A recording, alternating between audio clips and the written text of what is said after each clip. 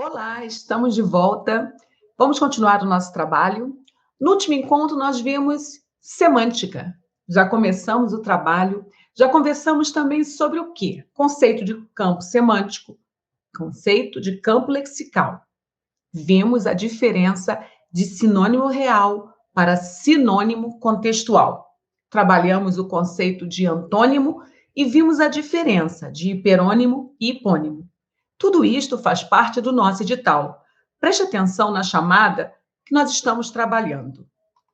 Semântica, sentido e emprego dos vocábulos, campos semânticos. Então, tudo que nós conversamos está aqui, dentro desse quadrado. Repare que eu coloquei em vermelho, ok? Então, nesse momento, o que está em preto, emprego de tempos e modos dos verbos em português, este assunto nós não vamos trabalhar nesta chamada, mas já é a nossa próxima aula. Desta forma, nós fecharemos a segunda chamada do nosso edital em língua portuguesa. Tudo bem? Vamos continuar? Agora, eu quero que vocês pensem na seguinte palavra que cai muito nos concursos, que vai estar presente na sua prova também. Você sabe o que significa homônimos? Homônimos são palavras que apresentam alguma identidade.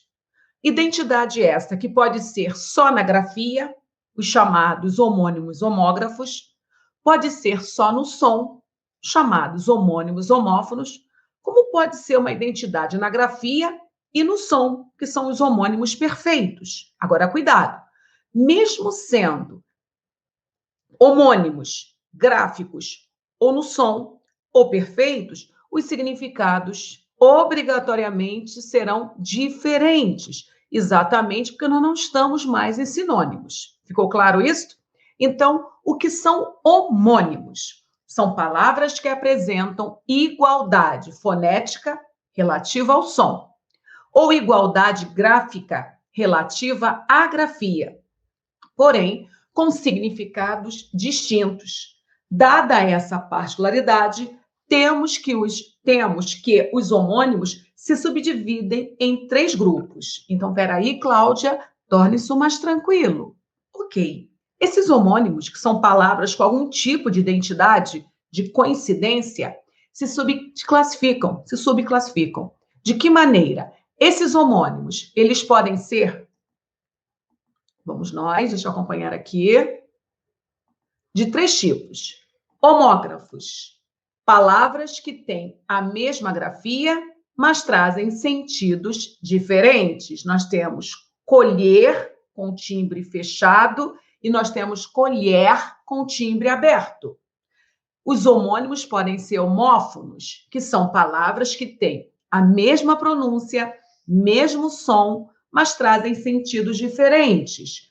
Traz e traz. Vocês perceberam? O som é o mesmo. Quando eu falo traz, sem contexto, a pessoa pode pensar em um sentido ou em outro. Mas acredite, os contextos direcionam o significado dessas palavras homônimas, homógrafas, homônimas, homófonas. Mas não para aí. Existe também o homônimo perfeito. E os perfeitos são palavras que têm som e grafia idênticos. Quando eu falo idênticos, idênticos de verdade, ok? Mas se diferenciam no sentido. Quase sempre são palavras de classes diferentes, classes gramaticais diferentes. Vamos trabalhar o exemplo da palavra livro. Mas antes, vamos relembrar e vamos colocar as palavras dos homônimos homógrafos em um contexto. Preciso de uma colher para misturar o arroz. Ela foi colher as verduras na horta. Você percebeu que, ao olhar para a palavra, existe uma identidade visual? Não há nada de diferente. Mas, quando eu uso essa palavra, quando a coloco no contexto, muda o timbre. Colher, timbre aberto. Colher, timbre fechado. Então, se há igualdade na grafia, mas não há igualdade no som, você não vai falar que é um homônimo perfeito. Você vai simplesmente dar nome naquilo que há em comum, que é só o desenho, só a grafia. Legal? Vamos agora contextualizar os homônimos homófonos. Eu tinha falado do traz, né? Então preste atenção. Traz o almoço, por favor. Traz o almoço, por favor. O significado muda se eu mudar o contexto. Ela escondeu a parte de trás do armário. Ela escondeu na parte de trás. Agora não é mais o verbo trazer, e sim um local. Mas e o som, professor? O mesmo. Traz, traz, não mudou nada. Mas olhe para a palavra. Você, ao olhar para a palavra, você encontrou identidade visual? Não, professora. O traz do verbo é com Z, verbo trazer. Mas o traz, que sinaliza lugar, já é com S. Isso, não só o S, como o acento. Existe o acento. Traz com Z não foi acentuado, porque não podemos acentuar monossílabo terminado por Z, né? Mas o traz com S já houve obrigatoriedade de acento, porque devemos acentuar os monossilábicos tônicos terminados pela letra S, antecedida pela vogal A. Legal? Então, o som é o mesmo, mas as classes gramaticais distintas e os significados também. Agora, vamos contextualizar o exemplo dado para o homônimo perfeito. Eu citei o vocábulo livro, né? Acompanhe. Ela está lendo um livro didático que fala sobre homônimos e parônimos. Eu te livro da acusação de estar planejando algo. E o que você percebeu? A palavra, ela apresenta não só identidade visual, como também identidade de som. Isso a faz perfeita, pois os significados são distintos. Então, há igualdade na grafia, igualdade no som, mas diferença no significado. Em um contexto, é substantivo. Ela está lendo um livro. Mas no outro contexto, é um verbo. Eu te livro da acusação. E aí? Você entendeu? Se você entendeu o uso dos homônimos, vale a pena você buscar o conceito dos parônimos, porque cai na sua prova também.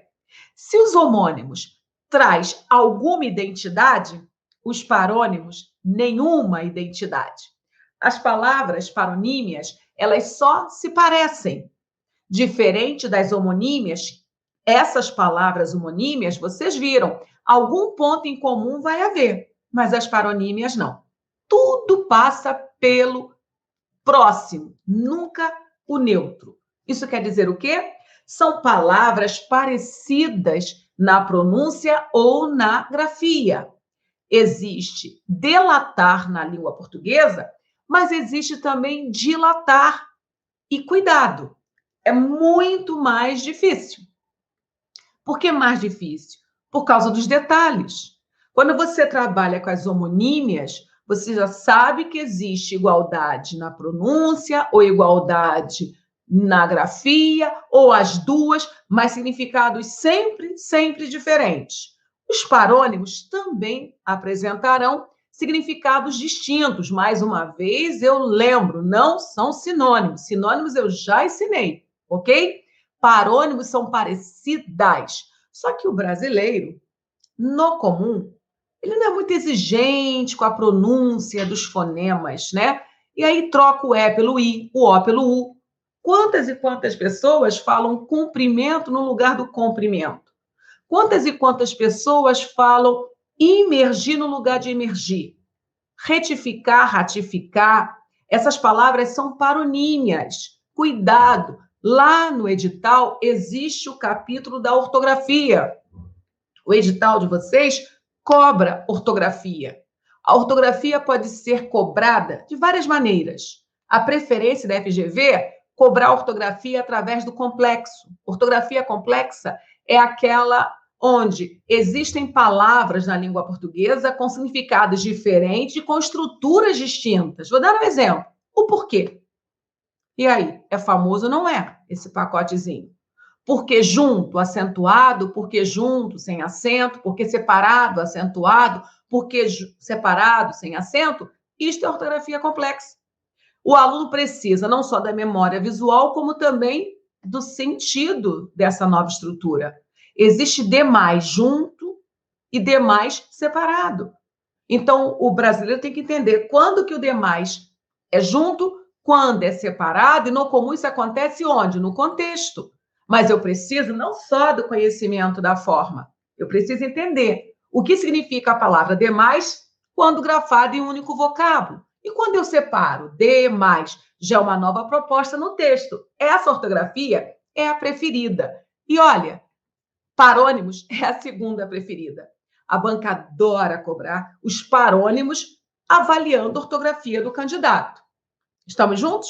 Legal? Então, hora de nós revisitarmos aquela listinha, né, de parônimos. Nós temos 2 alunos da turma delatou o colega que não cumpriu as condutas do colégio. Então, delatou aqui é denunciar. Mas não é denunciar só pelo contexto que você já entendeu, é pela grafia também. Então, se você trocar delatou por dilatar, acabou. Aí você cometeu uma seleção lexical incoerente. Vocês estão percebendo que como a aula se fecha? No último bloco, nós vimos a diferença de campo semântico para campo lexical. Quando você estuda parônimos, você está no campo lexical comprometido com o campo semântico. Se no contexto você deveria usar o sentido de denunciar, você trocar delatou por dilatou, meu Deus, o seu texto fica muito louco, né?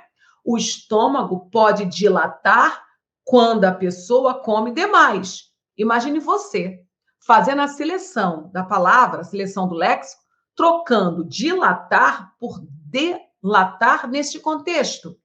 Você vai estar denunciando o quê ao comer muito? Por isso que a matéria parônimos cai muito nas questões lá da FGV, porque a banca FGV, ela cobra muito vocabulário. E é nesse momento que entram sinônimos, parônimos, hiperônimos, hipônimos, antônimos, e cuidado com a polissemia. Vamos falar dela daqui a pouquinho. E neste momento, eu peço para você dobrar as atenções, porque polissemia é puramente contextual. Outro exemplo de parônimos. Adoramos cestas. Repare que a palavra cestas é escrita com C, é o objeto. Adoramos cestas. Agora, cestas é grafada com S e depois do E, um outro S. Agora é o período de descanso. Adoramos cestas. Agora, a palavra cesta é grafada com S, mas depois do E aparece X. É o final de semana anunciado, né? Então, nós estamos com parônimos, porque são palavras parecidas. Não vá classificar essas palavras como homônimas, porque não há nada em comum aqui, na grafia nem no som, ok? Ah, mas o som é igual, sexta, sexta, sexta, mas você está com grafias parecidas e significados distintos. Cuidado com a confusão entre paronímia, homonímia, homófona, ok? Cuidado, porque isso cai em prova. Sextas, sextas, sextas. São parecidas as grafias, significados diferentes. Você está com parônimos. Os homógrafos, as homonímias, elas apresentarão algum ponto de convergência. Significados diferentes também. Ok, professora, listas que mais caem em prova. Agora vamos falar de algumas palavras muito recorrentes. Olha só, preste atenção na pronúncia. Absolver, perdoar. Mas absorver, aspirar. Eu vou forçar um pouquinho a pronúncia para que vocês possam marcar a diferença. Aí, no caso, foi o L para o R. Apóstrofe, figura de linguagem. Mas apóstrofo, sinal gráfico. Aprender, tomar conhecimento. Mas apreender, capturar, assimilar. Ascensão, subida. Assunção, elevação de um cargo. Bebedor, aquele que bebe, mas bebedouro é o local onde se bebe. Comprimento, olha aí, letra O, é extensão, Mas cumprimento, letra U, saudação. Descrição, ato de descrever, mas eu troco o E pelo I, vira descrição. Agora já é uma prudência, uma reserva. São pequenos os detalhes, são pequenos, né? Na verdade, são pequenas as alterações. Detalhe já seria pequeno. Então, a paronímia, ela ameaça mais. Ameaça por quê? Porque ao falar o comprometimento com algumas vogais, esse comprometimento é esquecido. Sem falar que o carioca já muda isto naturalmente. Você pronuncia a palavra leite ou você fala leite? Você fala pente ou você fala pente? Acredito que você pronuncie o som do I no lugar do E. Bebo leite, pegue o pente. Então, isto já é um sinal que há risco no uso das paronímias, ok? Vamos continuar. Qual é o próximo assunto? Polissemia. Agora ficou mais interessante. Polissemia, nós já vimos. Poli, vários. Semia, são os sentidos, significados. Eu quero que você fique atento com os homônimos perfeitos, mesma grafia, mesmo som, significados diferentes. Polissemia, vários sentidos. Fique atento a isso, ok? Porque daqui a pouquinho vamos misturar tudo. Polissemia, do que se trata, professora? É a propriedade de uma palavra ou expressão que apresenta vários sentidos além de seu sentido original.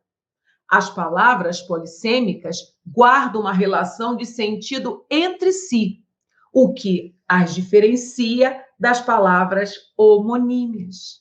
Então, a banca sabe que há uma diferença sutil e a banca vai desafiar você. Palavras polissêmicas são palavras que apresentam mais de um sentido. Uma mesma palavra pode ter múltiplos sentidos no momento que eu vou ressignificando o contexto, mudando essa palavra de ambiente textual. Quero um suco de laranja natural. Então, eu pego a palavra natural nesse contexto e o sentido dele vai ser, desse vocábulo, feito da fruta. Mas essa mesma palavra colocada em outro contexto, sou natural da Argentina, já tem o sentido de originário. Agora, se eu coloco essa palavra em outro contexto, água é um recurso natural, já é da natureza. Isto é polissêmico, onde uma única palavra ela é explorada, mas explorada consoante ao contexto. Ficou claro? Ok, mais informações para enriquecer.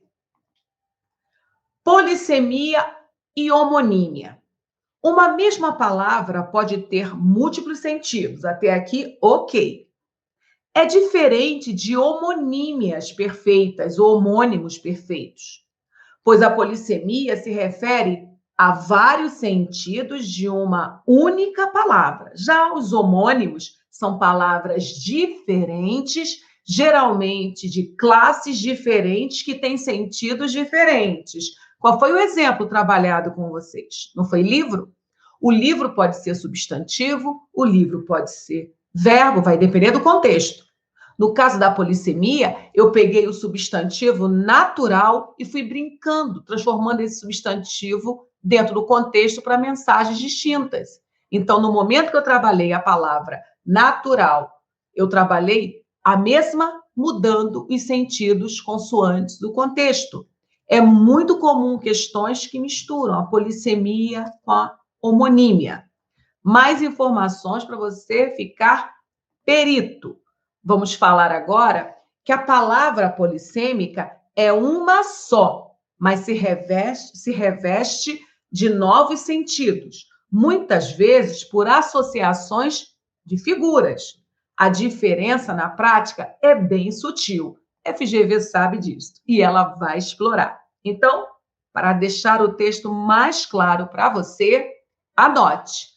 Homonímias, nós temos duas palavras, sentidos diferentes, coincidência na forma. Tende a haver uma coincidência na forma. Estou falando dos homônimos perfeitos. Ok, Cláudia. E a polissemia?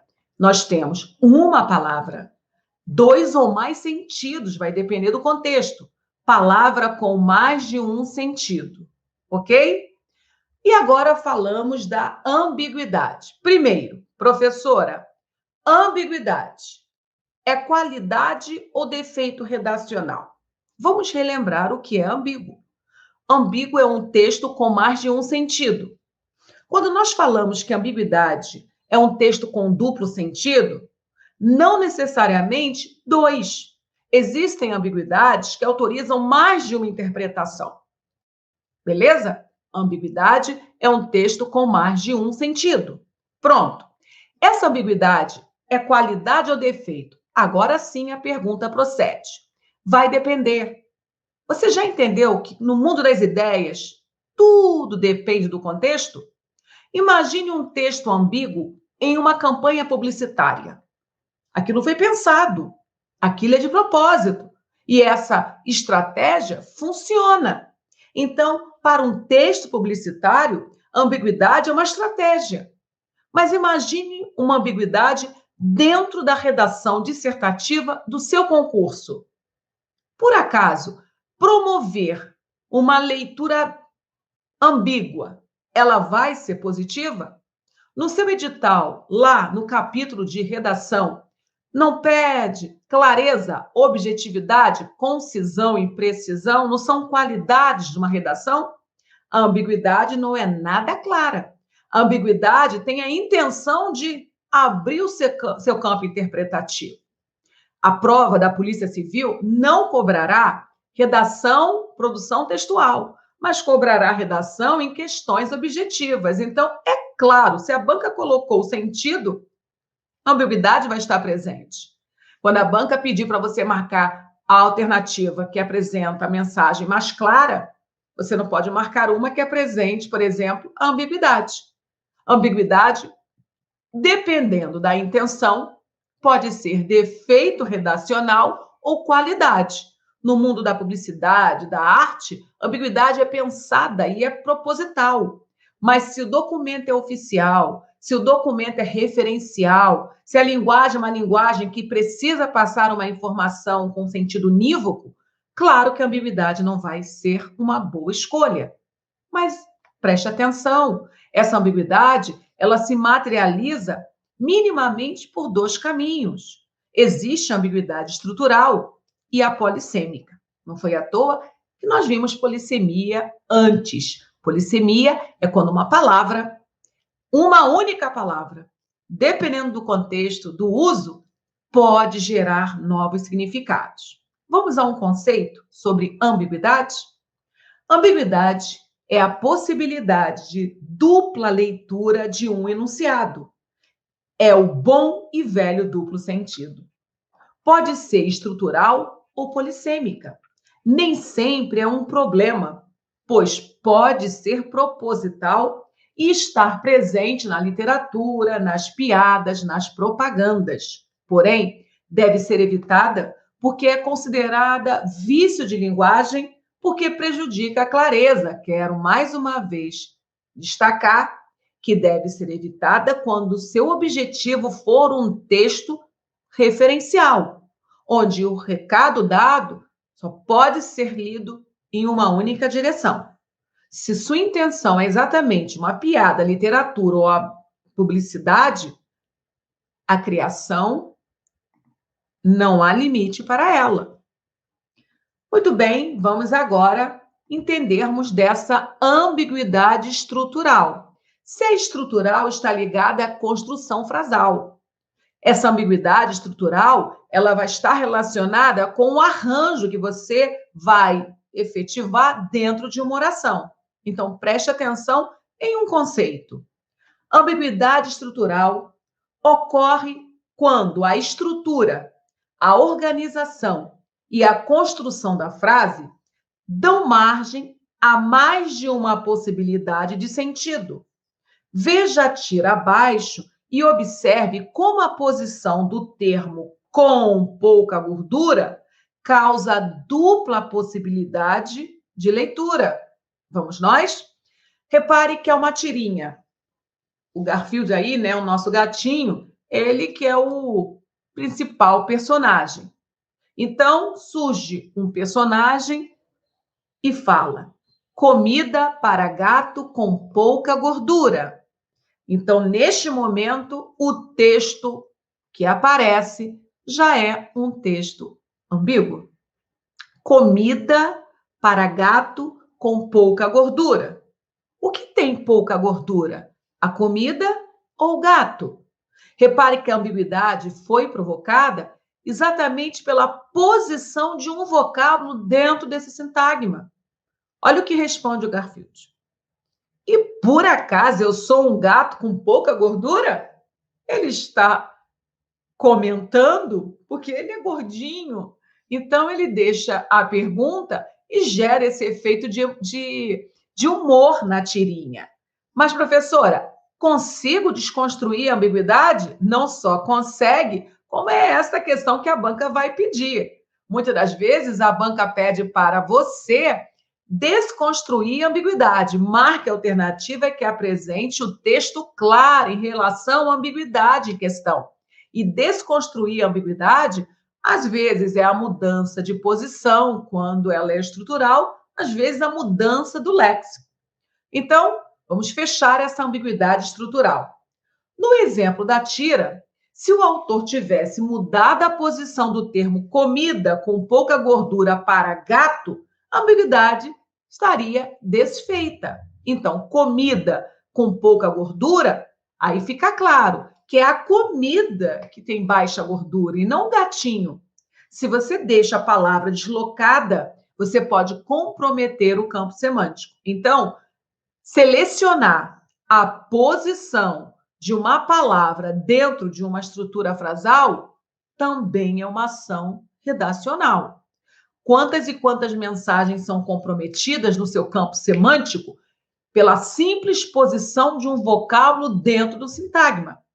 Não é a mesma coisa falar jovem professora, professora jovem. Há uma mudança. Pobre menina rica, rica menina pobre. Há uma mudança. Então, eu não sou autônoma, eu não posso escrever da minha maneira, professora. Cuidado, você pode escrever da sua maneira, porém, cada ação vai provocar um resultado. Cuidado, tem que saber o que você está falando. O ato de escrever é um ato de comprometimento e de responsabilidade. Às vezes, o arranjo que você faz dentro de uma oração leva ao interlocutor uma mensagem totalmente diferente daquela que você verdadeiramente gostaria de comunicar. Às vezes, gera uma ambiguidade. Às vezes, muda a mensagem mesmo. Não é duplo sentido. Criou-se um novo sentido, ele é literal, mas passa longe do que eu queria comunicar. Vamos conversar sobre isso também. E aí, ficou claro o que de fato é uma ambiguidade estrutural? Está ligada à posição de uma palavra no contexto. Ok, professora. E quando eu vou ter esses exemplos na prova? Quando você estiver com essa estrutura. Acompanhe esse texto. Peguei o ônibus correndo. Dupla leitura. Texto ambíguo. Primeiro sentido. Eu estava correndo quando peguei o ônibus. Ou o ônibus estava correndo quando o peguei. É esta a verdade. Da forma que está redacionado, eu tenho nesse momento, dupla possibilidade interpretativa. Analise esse outro texto que também é ambíguo. Pedro encontrou Maria e lhe disse que sua mãe foi ao cinema. Primeiro sentido, a mãe de Pedro foi ao cinema. Segundo sentido, ou foi a mãe de Maria que foi ao cinema? Cuidado, ambiguidade no comum é produzida e o candidato nem percebe. E por que não percebe? Porque o candidato que escreve um texto ambíguo, ele está com a verdade dele aqui no mindset. Ele está lendo o texto e ele está lendo, entrando em harmonia com o que ele está pensando. Mas o leitor, que não tem acesso a conhecimento privado, olha aquele texto que é genuíno e já alcança uma confusão. Uai, é a mãe de quem que foi ao cinema? Às vezes a ambiguidade ela é produzida e você nem percebe. Então, precisamos estudar para ficarmos atentos há essas possibilidades de textos que não são claros, mas não pode esquecer. Há momentos que a ambiguidade é uma estratégia escolhida. Ok, professor, e quando a ambiguidade é polissêmica? Esta é a pergunta que vamos responder agora. Você lembra o significado de polissemia? Polissemia é quando uma palavra, dependendo do contexto, recebe sentidos diferentes. Por isso, não pode confundir com homonímia. Revise a homonímia para não haver essa confusão. A banca vai misturar. A banca vai misturar polissemia com homonímia e ambiguidade. Ambiguidade polissêmica é quando uma palavra, dentro desse texto, possibilita sentidos distintos. Vamos a um conceito para ficar tranquilo. Ambiguidade polissêmica é aquela inerente ao próprio vocábulo ou à expressão que traz múltiplos sentidos. Observe esta charge. Nós temos um vendedor de bala, que está tranquilamente anunciando o seu produto. Olha a bala! Na mesma cena existe um casal que está correndo, fugindo das balas perdidas. Então eu tenho a palavra bala tendo leituras diferentes. Uma, a bala, é o doce, e a outra, a bala, é a munição.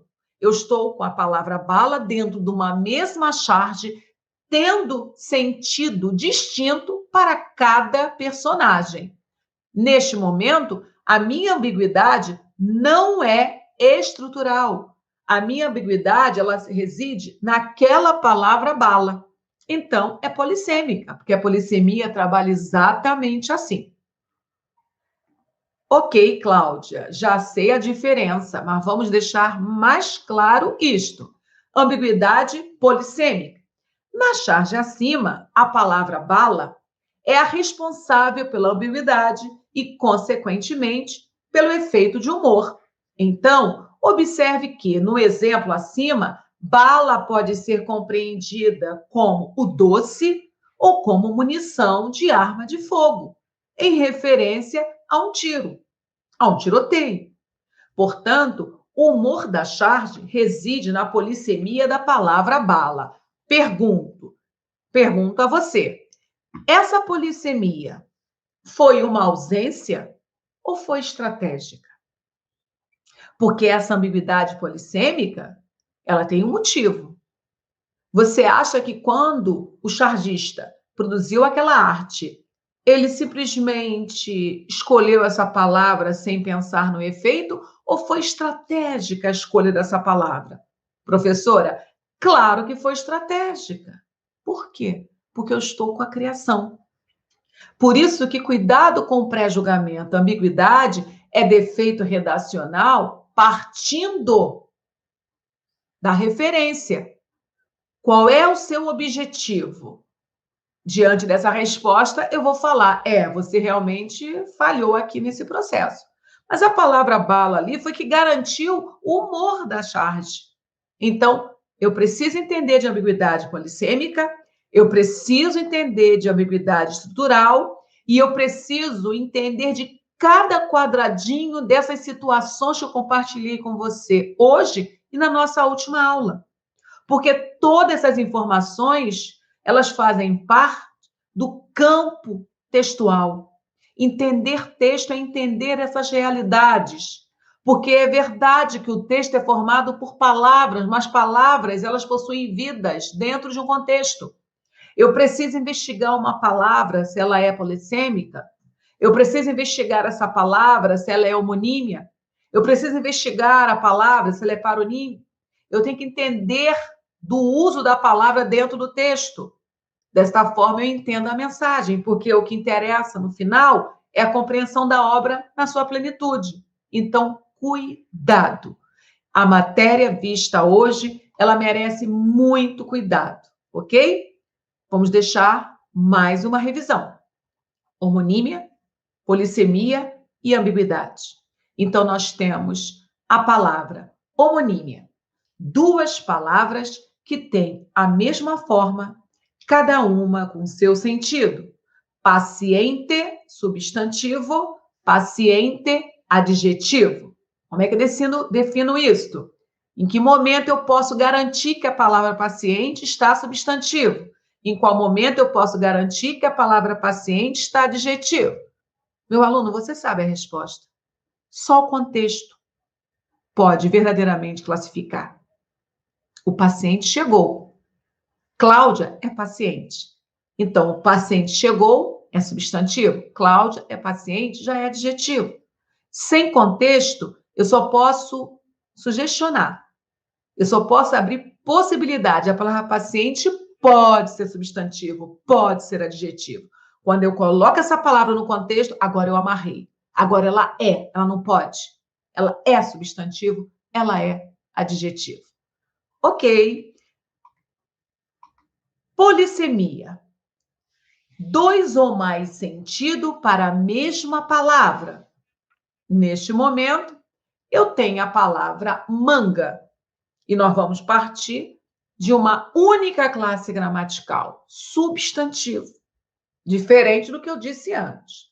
Lá, 2 classes gramaticais. Agora não. A palavra manga, ela possui a mesma classe gramatical, mas dependendo do contexto, ela muda o sentido. Manga fruta, continua substantivo.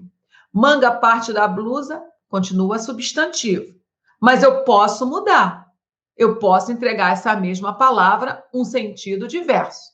Então, é muito próximo. Você precisa olhar para o enunciado da questão e observar o que a banca está pedindo. Ok, Cláudia. E qual é a próxima chamada? Vamos revisar ambiguidade. Duplo sentido de uma palavra e expressão. Então, preste atenção na palavra cachorro. Quando eu falo o cachorro do seu primo morreu atropelado, eu estou com uma polissemia. É ambiguidade polissêmica, porque uma palavra criou aqui uma confusão. O cachorro do seu primo morreu atropelado. Qual cachorro? O cachorro irracional, o bichinho, ou o cachorro racional? Se foi o cachorro irracional, o bichinho foi atropelado. Mas se eu falo o cachorro do seu primo e eu entendo esse cachorro como um qualificador de primo, eu já estou com um adjetivo depreciativo e esse cachorro é um primo, sinônimo contextual.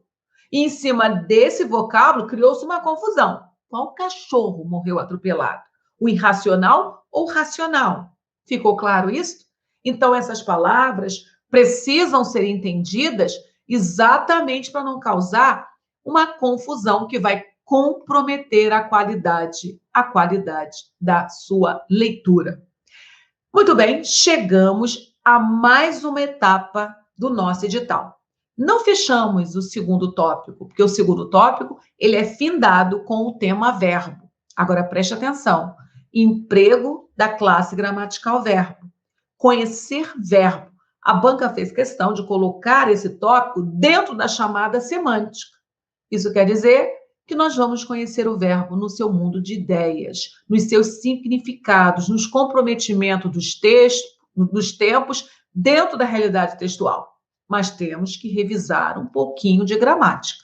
Então, no nosso próximo encontro, eu vou conversar sobre verbo. Venha com disposição, porque essa classe gramatical merece respeito. Para você, parabéns. Está fazendo a coisa certa. Um pouquinho de cada vez. Assista a esta aula quantas vezes for necessário. Anote, na dúvida, entre em contato, participe, porque caminhada solitária, às vezes, é bem mais difícil. Treinamento não é só assistir a aula da professora Cláudia. A parte mais importante do treinamento começa agora, quando a professora sai de cena e você assume o palco. Faça valer a pena cada minuto. Faça valer a pena cada esforço. No dia, só você poderá resolver esse show. Só você poderá ir ao encontro da sua prova e realizar a sua aprovação. A professora Cláudia, coadjuvante, colabora, mas não resolve. É você, agora, que vai ir para o treinamento, vai anotar, vai dialogar, vai fazer exercícios e com isso vai fazendo a diferença. Eu sempre falo que a aula é dada igual para todos vocês, mas o ranking vocês decidem, porque cada um vai fazer do meu conhecimento um algo a mais. E é aí que está a diferença. Aguardo você no nosso próximo encontro para resolver questões. Legal? Até daqui a pouco. Fui!